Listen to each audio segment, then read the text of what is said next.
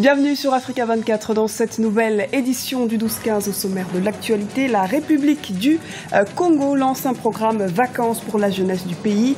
Une initiative pour plus de 450 jeunes venus des 12 départements congolais.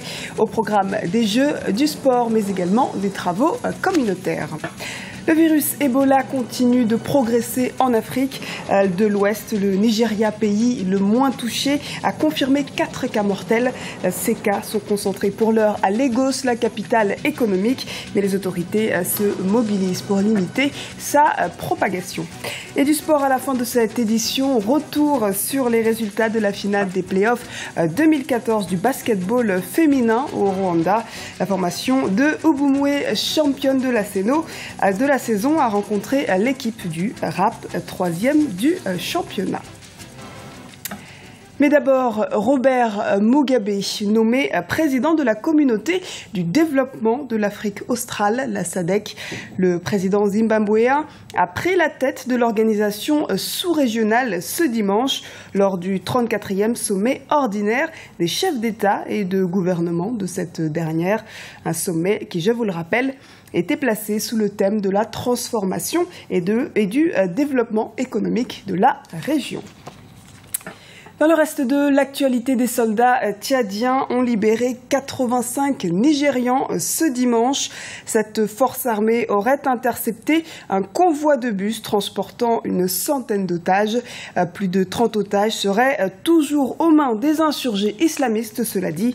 Quel est donc le rôle tenu par les soldats tchadiens dans la lutte contre le groupe terroriste? Élément de réponse avec notre éditorialiste Lucien Pambou.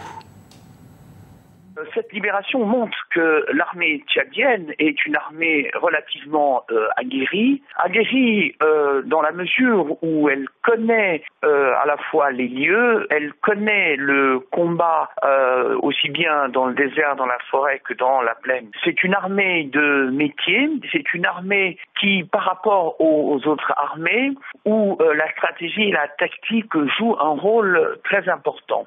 Il faut que la coopération dans la lutte contre Boko Haram s'organise de façon collective. L'armée tchadienne a peut-être réussi là où d'autres armées n'auraient pas pu réussir, mais la lutte contre Boko Haram et surtout contre le terrorisme nécessite un travail collectif dans lequel l'armée tchadienne peut jouer le fer de lance.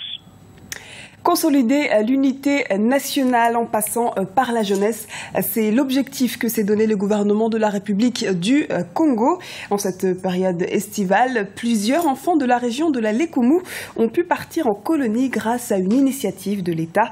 Un reportage de Prince Bafolo, notre correspondant au Congo, commenté par Khadija Sfar. Le ministère de la Jeunesse et de l'Éducation civique du Congo lutte contre l'oisiveté juvénile et encourage l'unité nationale et africaine. Il organise à Sibiti, dans le département de la Lekumu, une colonie de vacances pour les enfants de 0 à 16 ans. Près de 350 millions de francs CFA sont dégagés pour ce projet. Ici, les enfants s'adonnent aux jeux et suivent quelques formations. L'État crée donc le cadre pour donner la possibilité à tous les enfants du Congo de passer au moins une fois dans leur vie des vacances en dehors de leur cercle familial. Ça permet de consolider l'unité nationale parce que aussi longtemps qu'ils seront ensemble, ils réaliseront qu'ils ne sont pas différents les uns et les autres, mais ils se toléreront chacun avec sa différence. Une notion déjà perçue par certains participants de la colonie de vacances. Je voyais les autres avec une vision différente. Mais après cette expérience, je constate que nous sommes tous pareils. Il n'y a pas de différence nord, sud, ouest. Nous sommes tous congolais et pour moi, c'est ce qui compte. Au total, 450 jeunes participent à ce programme. Pour les chantiers de vacances, les participants sont âgés de 16 à 32 ans. Ils viennent des 12 départements du Congo, du Cameroun, du Gabon et de la France. Il s'agit de participer aux activités d'intérêt communautaire, réhabilitation d'édifices publics, travaux de peinture, construction et assainissement, comme ici à Sibiti.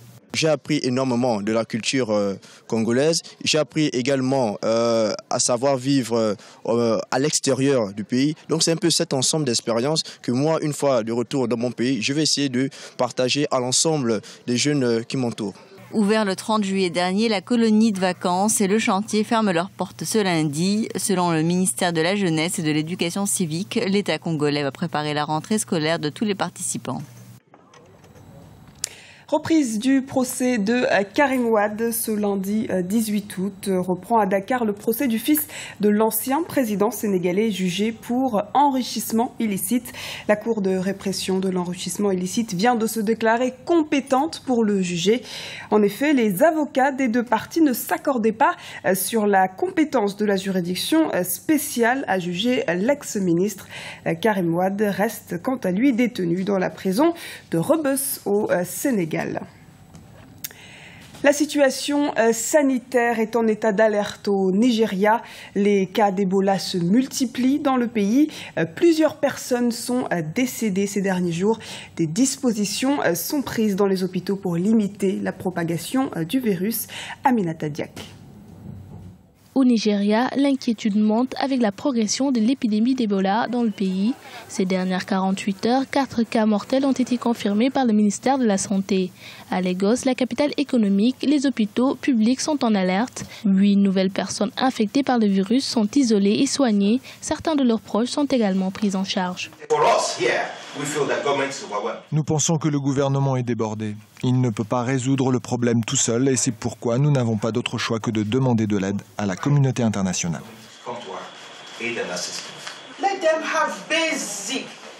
Il faut qu'il y ait un traitement de base. Si nous abandonnons les malades, ils mourront. Je suis désolée de le dire, ils mourront un par un. Il faut qu'on les soigne, ce sont des êtres humains. Les autorités de l'État de Lagos n'ont pas tardé à réagir. Cependant, elles sont confrontées à un manque de personnel médical pouvant intervenir dans les hôpitaux. Nous ne nous attendions pas à faire face à l'épidémie. C'est quelque chose que nous n'avions pas prévu. C'est un véritable défi de trouver des gens suffisamment informés et compétents. Nous encourageons les personnes qui se sont portées volontaires pour aider dans les hôpitaux. Nous saluons leur courage. Malgré cet élan de solidarité, la situation reste inchangée. Il nous manque toujours du personnel. Même si les volontaires affluent, il reste encore de nombreux problèmes à résoudre, notamment celle de leur formation et leur déploiement sur le terrain qui dure entre 5 et 7 jours. Du sport à présent, coup de théâtre aux éliminatoires de la CAN 2015. Le Rwanda a été disqualifié au profit du Congo. Les Amavubi ont obtenu il y a quelques jours leur qualification contre les Diables Rouges du Congo.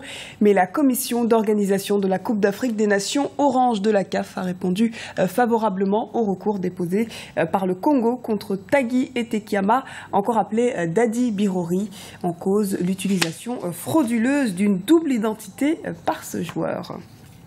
Et nous restons au Rwanda où la première manche de la finale des playoffs 2014 du basketball féminin s'est jouée ce vendredi 15 août à Kigali. Quelle a été l'issue de cette rencontre? Élément de réponse avec le reportage de notre correspondant au Rwanda, Oliva Diakotan. Obumwe Basketball Club affine ses armes en attendant la manche retour des playoffs.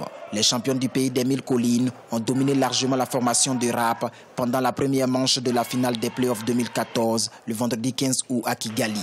Une manche remportée 64 contre 37, soit 27 points d'écart.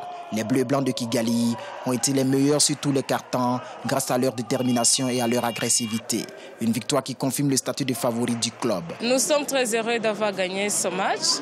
Ça nous aide à gagner les deux autres matchs. Nous avons joué ensemble, c'est ça la première chose. Et nous avons fait des practices. Obumwe a bouleversé la hiérarchie du basketball féminin au Rwanda en près de 3 ans d'existence. L'équipe a détrôné au cours de la saison 2014 la formation de l'APR, la meilleure dans le pays ces dernières années. Et le club vise le doublé pour finir l'année en beauté. L'ambition c'est de faire les doubles, être les championnes de cette année. Et pour les playoffs, c'est aussi d'être championne aussi. Et puis pour cette année, qu'on a le double de 2 trophées. Obumwe devra donc s'imposer face à son adversaire au cours des 2 matchs à venir pour être vainqueur du tournoi. Une cérémonie de distinction des clubs performants et des meilleurs acteurs du basketball du Rwanda de cette saison est prévue à Kigali en septembre prochain. Et c'est la fin de cette édition. Merci de nous avoir suivis. Retrouvez dans un instant une nouvelle édition du 12-15 sur Africa 24.